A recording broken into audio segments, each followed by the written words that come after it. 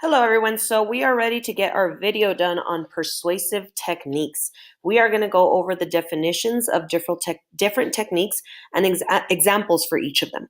So let's make sure first that we have our notebook ready. You should have your foldable glued into the right side of your notebook on your flipped classroom video section.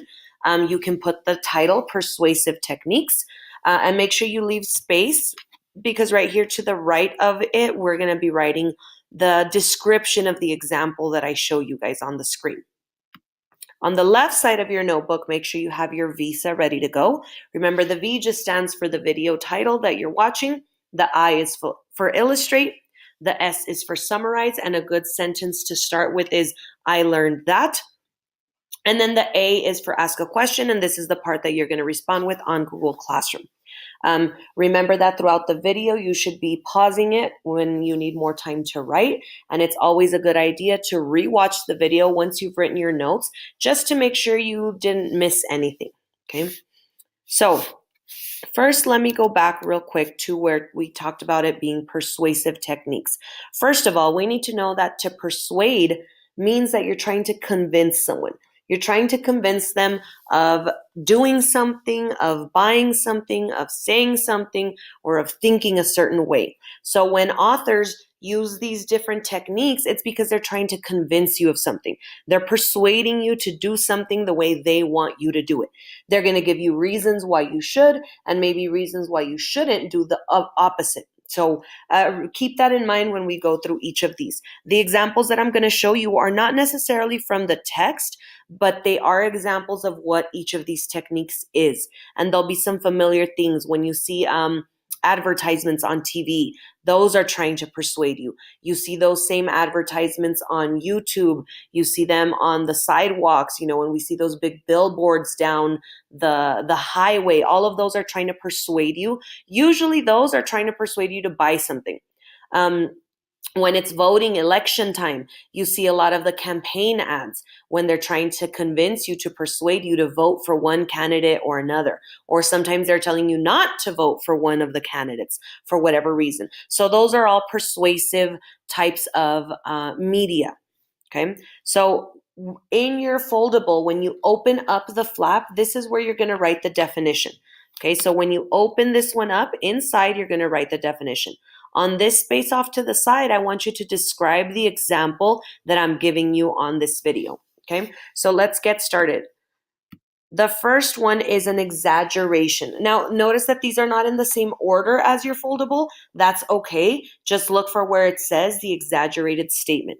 Okay, so the definition for an exaggeration is when the author stretches the truth to make something sound much better or worse than it actually is. And we have talked about stretching the truth before. That's when you exaggerate. You make it sound either much better than it is or much worse than it actually is. So make sure you have this definition written under exaggerated statement on your foldable.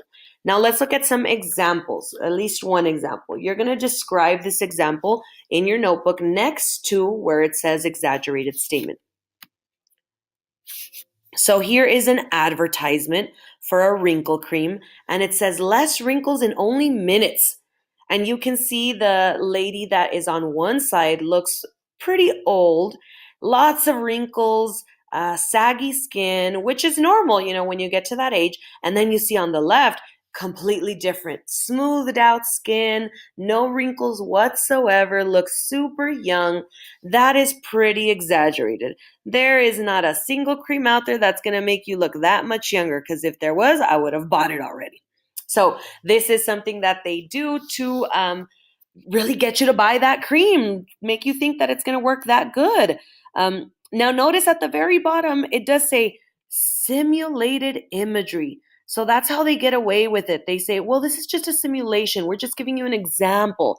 We're not really saying that's how it works. But, you know, if you don't read the fine print, you're going to fall for it. So don't. All right, make sure you have the definition written under the flap and you have a description of the example written next to it. Let's move on. The next one is parallelism. This one on your foldable is right above exaggerated statement. So the definition is when an author uses repetition of ideas, words, or phrases that sound alike to emphasize a point in support of their position. So this one is To be parallel means that they run alongside each other. You should remember this from math, right? Two parallel lines are right next to each other. They're pretty much the same. So in parallelism, they use the same words or phrases more than once to get you to keep that thought in your head. So here's one example. When it says what you see is what you get, we repeat that same phrase, what you, so that it gets stuck in your mind. It sounds good together. The next one says being Jim's friend means being constantly alert. We repeat that word being on both of them, and the phrases sound very similar. To know her is to love her. Now here the phrase isn't exactly the same, to know and to love, but that to gives it the same sound on each of them.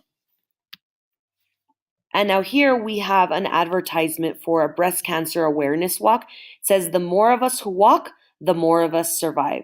So it's repeating the more of us on each sides of the phrase to help stick that in your head, and you're like, oh, that's true. So they're trying to convince you here of going to the walk. So again, remember, make sure you have that definition written under the flap and the description of the example written next to it. All right, causality, this one is right above parallelism on your foldable. The definition is when an author uses cause and effect to support a position. We remember because it says causality, so it's a cause and effect. So here our example is, for example, Slim Fast. With Slim Fast, I lost 90 pounds. It's telling you that the cause of losing 90 pounds is Slim Fast. A lot of the times they'll be accompanied by a picture, something like this, a before and after. Right? And it's going to tell you because of this product, this was the effect. This is what happened. I used to weigh this much. Now I'm 90 pounds lighter. Of course, when you see something like that, you're going to say, well, I want to be that good looking too. So I'm going to try it. Okay. Sometimes this can go along with exaggeration. Sometimes, Slim Fast by itself isn't going to do it. You got to eat right. You got to exercise. You got to sleep well. It's lots of stuff that makes you lose those 90 pounds, but Slim Fast wants to sell Slim Fast, so they're going to say, it was all us. All right, make sure you have that description written down along with the definition. Let's move on to comparison. This is right above causality. A comparison is when an author compares two things and gives reasons why one is better or worse than the other to support their position. So again, they're going to compare two things. They're going to tell you why this one is better or this other one is worse.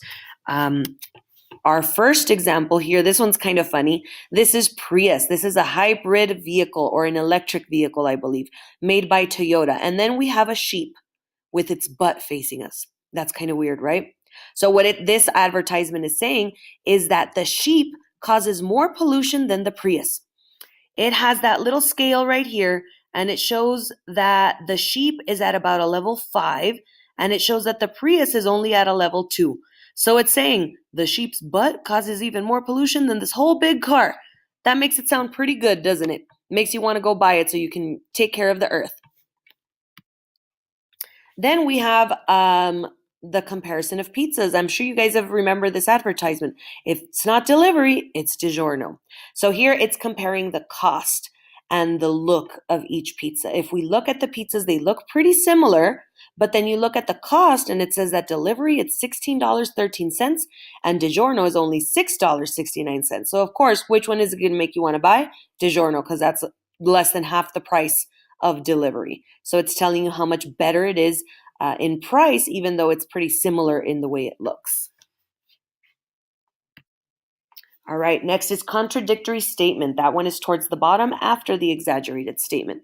This is when an author says two things that cannot both be true.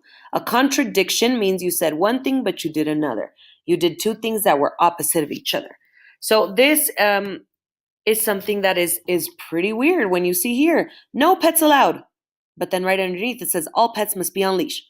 Well, if they must be on a leash, but you said they're not allowed, how is that going to work? Right? All right, make sure you have that definition and that example written down. Now we have a misleading statement. This is when an author deliberately says something that leads you to think something that is not true. To mislead means basically to lie. They straight out lie to you about what is actually true. The example here is this picture. They mixed up my order. I didn't order a pancake. It says the Whopper ad looks like this, but the actual Whopper looks nothing like it. I don't think I've ever gone to any fast food place and gotten a burger that looks just like their commercial. I feel misled. Theirs looks nothing like that. They usually look like the one that's on the left, on the right side, all squished and bunched up in the little wrapper, right? So this is a deliberate mislead. It's a little bit of an exaggeration too, right? It's not a straight out lie, but they're misleading you. They're making you think you're getting one thing when you actually get the other.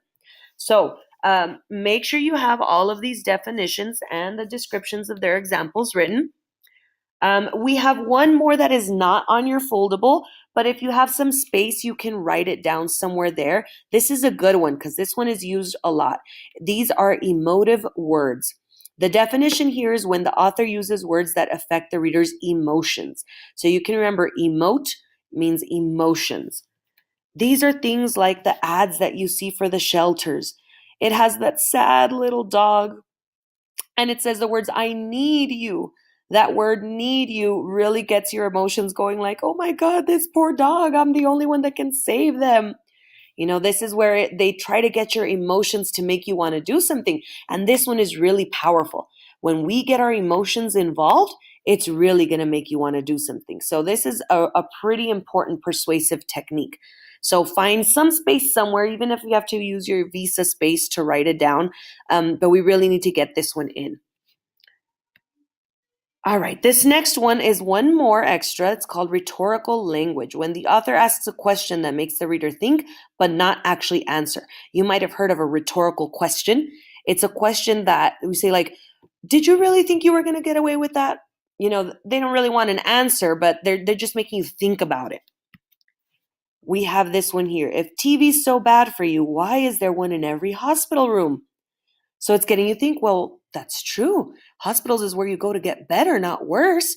And this is an advertisement by the TV station ABC. So of course they want you to watch more TV, right?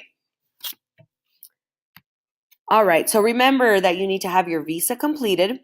Remember that you need to respond on Google Classroom with your part A of your visa. This is your ask a question.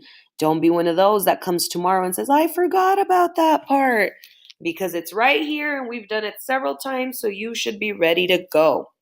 All right. Make sure you have everything ready and that you have your notebook with you when you come to school. Bye.